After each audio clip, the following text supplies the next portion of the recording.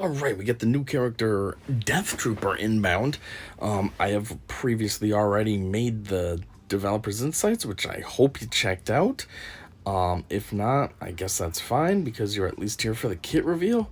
So, yeah, without further ado, let's just get it. Alright, so move number one, firing by rote. Looks like he just blasts a probe droid, and nothing happens to the probe droid. Final text. Deal physical damage to target enemy with a 40% chance to inflict a stack of blight, which can't be copied or dispelled until the end of the encounter. If the target enemy already had blight, this attack deals double damage. If this attack scores a critical hit, all Imperial Remnant allies gain offense up for 1 turn. Otherwise, Death Trooper Peridea gains critical chance up for a turn. While in Territory Wars, and if Death Trooper Peridea has the Omicron activated, you gain 5 stacks of Siphon when this ability is used. That's pretty cool. And this isn't the Omicron, is it? It's just an extra boost from the Omicron? That's kind of cool too. So the Omicron is doing a little bit more than just the one move that it's working on. That's kind of cool. Special one, just a little nibble. Cooldown of 3, so it should just be a biting move. Yep, it's kind of a very aggressive biting move. And you're biting a robot, but okay. Final text. Deal physical damage to target enemy and inflict a blight, which can't be copied or dispelled until the end of the encounter. If the target enemy already had blight, also inflict 2 stacks of damage over time for 2 turns, and remove 5% turn meter from the target enemy 3 times.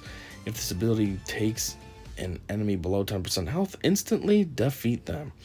If this ability defeats an enemy, Death Trooper Peridea gains a bonus turn, and the cooldown of this ability is reset.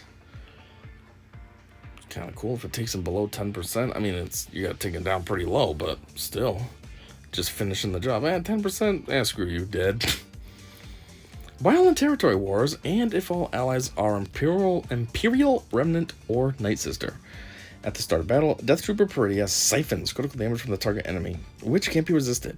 If this ability takes an enemy below 20% health, instantly defeat them. Ooh, so this one's a little better. It goes to 20% with the Omicron, which means less work to get there. If the target enemy already had blight, also inflict armor shred until the end of battle. While this Omicron is active, firing by rote and necrotic tissue gain additional effects. Yes, we already saw firing by rote does the 5 stacks of Siphon, and we'll see the necrotic in a second because that's the next move. Anyways, Siphon critical damage. Gain a percentage of critical damage equal to this unit's Siphon until the end of the encounter, and the target loses that much critical damage. Stacking excludes raid bosses and galactic legends, like always. Special 2, necrotic tissue, cooldown of 3. So what is this doing? He throws a bomb and then lets it blow him up too. I mean, I guess he's dead. He is a Death Trooper, and under his helmet's a skull, but still. It's kind of goofy that you're blowing yourself up. You know, everyone always talks about the animations. Oh, the animations are so cool. At least this one actually is different. You get blown up and then you have to re-stand up. Everything's always the same. Walk up, make a movement, come back. This one is walk up, get blown up, and then stand up. while the night trooper's just standing there like, you're an idiot. Final text. Deal physical damage to all enemies and inflict offense down and tenacity down for 2 turns. If the ally in the leader slot is an Imperial Remnant support, dispel all buffs from all enemies. If the target enemy already had blight, inflict a stack of blight which can't be copied or dispelled on a random enemy that doesn't already have it until the end of the encounter. All allies gain offense up and speed up for 2 turns. That's cool. Okay, here's the boost from the Omicron. While in Territory Wars, and if Death Trooper Peridea has his Omicron activated, this ability deals additional damage equal to 40% of his critical damage, and Death Trooper Peridea gains 10 stacks of Siphon for each debuff inflicted by this ability. Wow.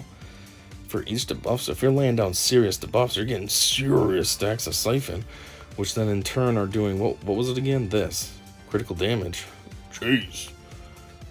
Which then probably in turn helps with that Annihilate move, because if you're landing crits, that means you're putting more damage, which means you're getting your enemy down to 10 or 20% health, which in turn turns into a instant kill.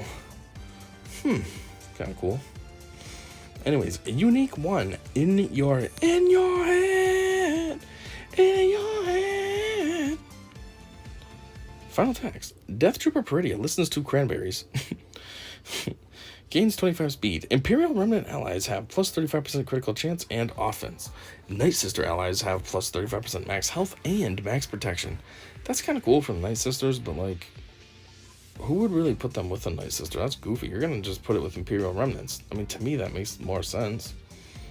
You know, having the Night Sister tag is just a cool little gimmick, but it's not, I don't know. At the same time, this ain't bad. Make your Night Sisters a little beefier.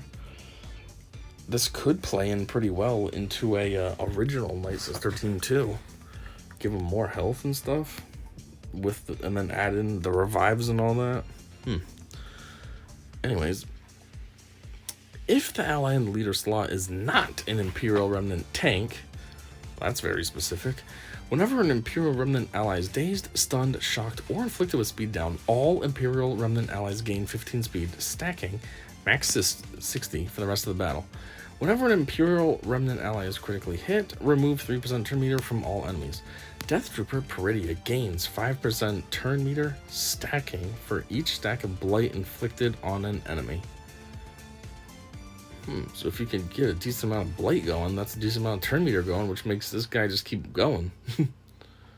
Anyways, I think that's it. Now it's community comments. Yeah. Wait. Oh, there are no community comments? Huh. That's weird. I don't like this new format. Well, anyways, there it was, the kit reveal.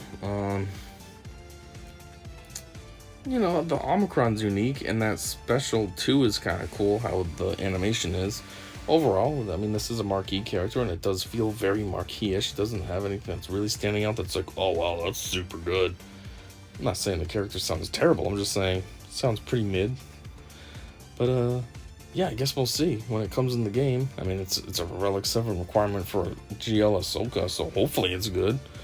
Otherwise, that sucks to get a character to Relic 7 for nothing. That little gimmick, too, for the Night Sisters, giving them plus 35% health and everything, that's kind of cool, too, but it seems a little pointless, because when's it really going to happen?